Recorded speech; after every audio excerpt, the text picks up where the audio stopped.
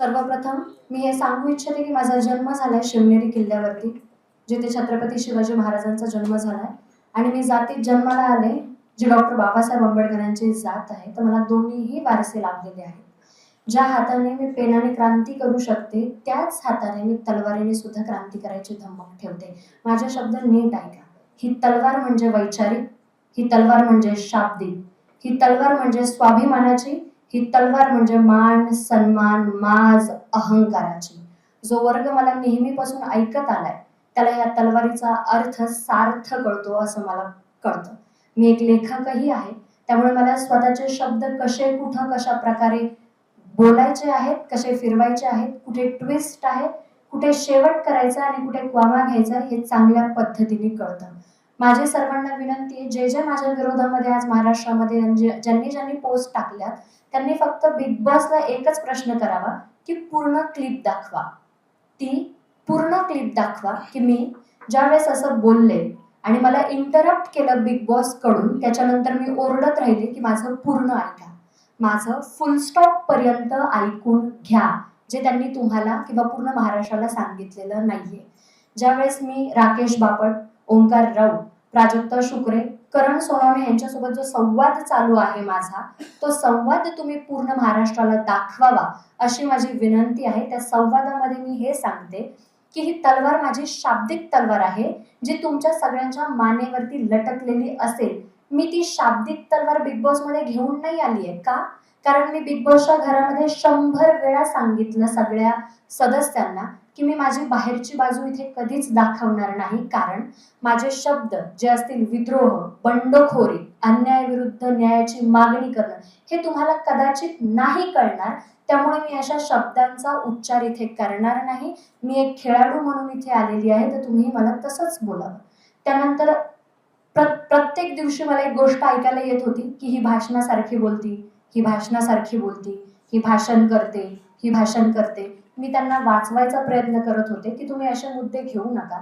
बाहेरच्या मंडळींना जर हे केलं तर मला जो मानणारा वर्ग आहे त्यांचा असा गैरसमज व्हायला नको की ताई कारण पर्टिक्युलर एका माणसावरती किंवा एखाद्या व्यक्तींवरती बोलते तर हे लोक त्याच्या त्या विरोधात तर नाहीये, तिच्या त्या विचारांच्या विरोधात तर नाहीये ना. म्हणून मी त्यांना नेहमी आणि वेळोवेळी सजग करत गेले की तुम्ही भाषणाचा मुद्दा घेऊ नका, तुम्ही मला भाषणावरती बोलू नका. मी तुम्हाला अजूनही एकदा सांगते की मी बाहेरच्या गोष्टी बोलणार नाहीये, कारण तुम्हाला त्या कळणार नाही. घरातल्या एका सदस्याने मला बोललं गेलं की तू खूप ओव्हर एक्सप्लेन करते.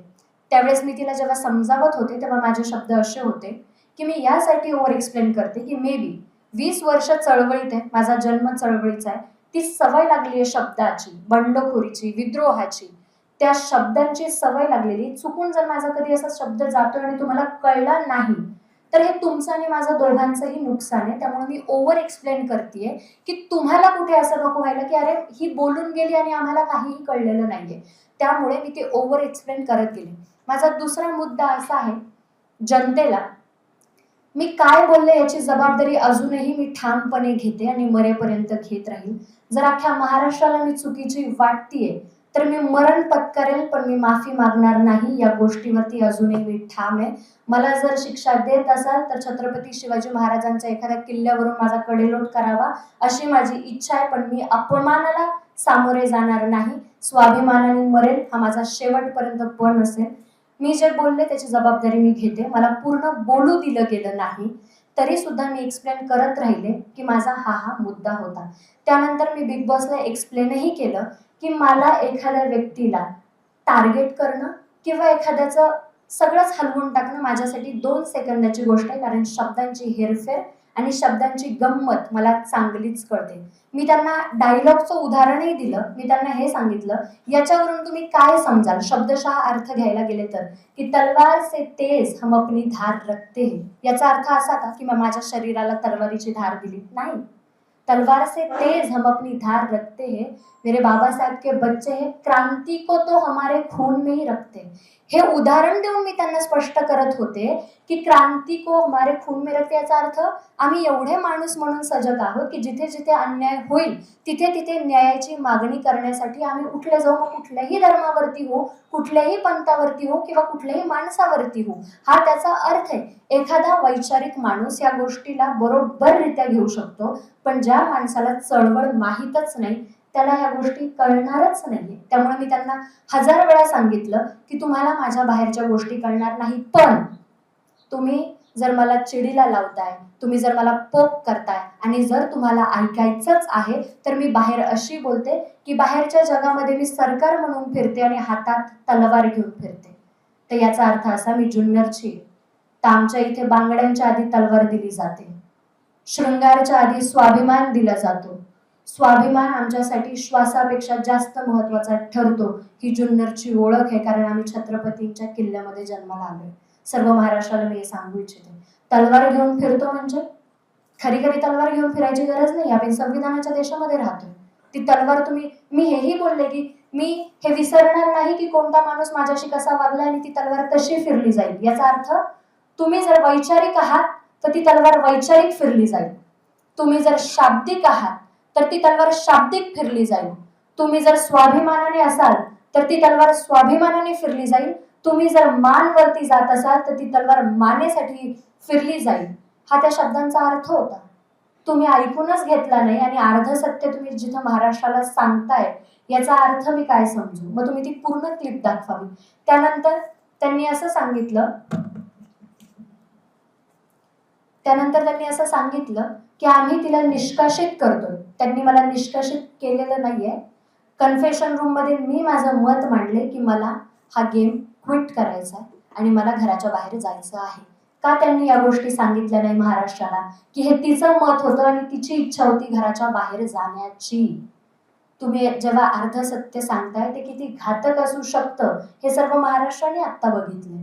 त्याच्यानंतर माझा दुसरा मुद्दा असा आहे की मी कुणालाही धमकी दिलेली नाहीये. माझा सर्वात महत्वाचा मुद्दा, काही लोक पुढे येतात आहे आणि असं म्हणतात आहे की संविधान आणि तलवार एक सोबत चालली जाणार नाही. मी या गोष्टीला मान्य करत नाही. मला दोनही वारसे लाभले, ते पेनाचा सुद्धा आणि तलवारीचा सुद्धा, आणि मी ते दोन्हीही संस्कार मरेपर्यंत महाराष्ट्राला दाखवणार आणि मरेपर्यंत ते दोन्ही संस्कार मी घेऊन चालणार. एका हातात तलवार असेल, अजूनही सांगते, तलवार असेल, माझ्या हातात तलवार असेल, वैचारिक, शाब्दिक, सन्मानाची, स्वाभिमानाची, मानाची असेल. एका हातामध्ये संविधान असेल. जेव्हा जेव्हा संविधान मिटवायचा प्रयत्न होईल, जेव्हा जेव्हा संविधानावरती आपत्ती येईल, तेव्हा एका हातातली तलवार उचलली जाईल. मग समोरचा माणूस कसा येईल तशी ती तलवार फिरली जाईल. शाब्दिक, स्वाभिमानी, अहंकारी, मानाची कशीही असो ती तलवार फिरली जाईल. मी एक लेखक आहे. मी आतापर्यंत जेही माझ्या भाषणात बोलले ते मी स्वतः लिहिलेलं आहे.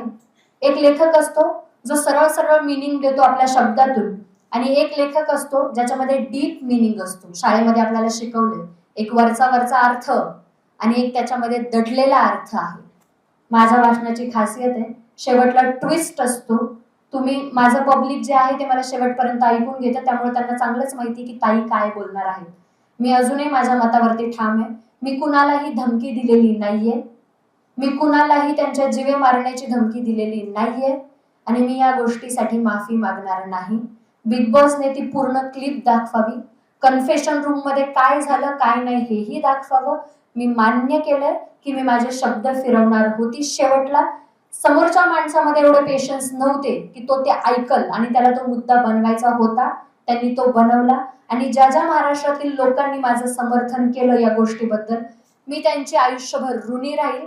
मी खूप खूप धन्यवाद देते की तुम्हाला कळलं या महाराष्ट्रात राहून की या गोष्टींचा अर्थ काय होतो.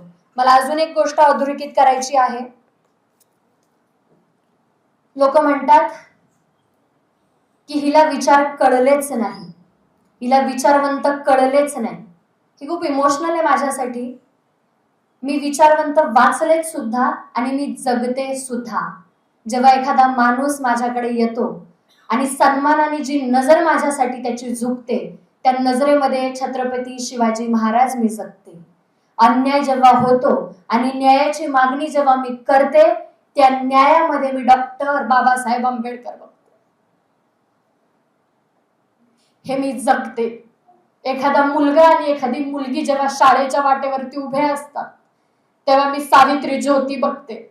अरे एखाद्याचं मराठ्याचं पोरग जेव्हा जय भीमच्या पोराच्या आनंदामध्ये सामील होतं, तेव्हा मी छत्रपती राजश्री शाहू महाराज बघते, ज्यांनी डॉक्टर बाबासाहेब आंबेडकरांसाठी साखर वाटली होती की पोरग बॅरिस्टर झालं म्हणून. जेव्हा आपण म्हणतो ना, ही मुंबई माझी आहे, गर्वाने जेव्हा म्हणतो, अरे ही मुंबई आमची आहे, त्या लेखणीत मी अण्णाभाऊ साठे बघते. तुम्ही महाराष्ट्रातले लोक इतिहास विसरले असाल, आजही माझ्या रक्तात तो इतिहास झळकतो आणि मला तो दाखवायचा आहे की मी शिवनेरीतली आणि त्या मातीतली मुलगी आहे, जिच्या हातामध्ये बांगड्यांपेक्षा आधी तलवार दिली जाते. स्वतःच्या संरक्षणासाठी, स्वतःच्या सन्मानासाठी, स्वतःच्या मानासाठी ती तलवार नेहमी उठली जाईल. ज्या ज्या लोकांनी माझं समर्थन दिलंय, मी प्रचंड आभारी आहे तुमचे की तुम्हाला हे कळतं. ज्या ज्या वेळेस एखाद्या मुलीवरती अन्याय होतो, बलात्कार होतो, ही तलवार उठली जात का नाही हा प्रश्न मला महाराष्ट्राला उचलायचा. अरे तुम्ही मावळे म्हणून स्वतःला घेताय. एखाद्या मुलीचा अपमान तुम्ही कसा पचवू शकता. बोलले मी की ती तलवार आहे माझ्या हातात, पण ती तलवार का घ्यायची वेळ येते याचा कोणी विचार का नाही करत आहे. जिथं जिथं अन्याय होतो तिथं तिथं तलवार उचलली जाणार जाणार आणि जाणार. या शब्दावरती मी मरेपर्यंत ठाम होते, आहे आणि राहील. याच्या व्यतिरिक्त मला काहीही बोलायचं नाही. थँक्यू.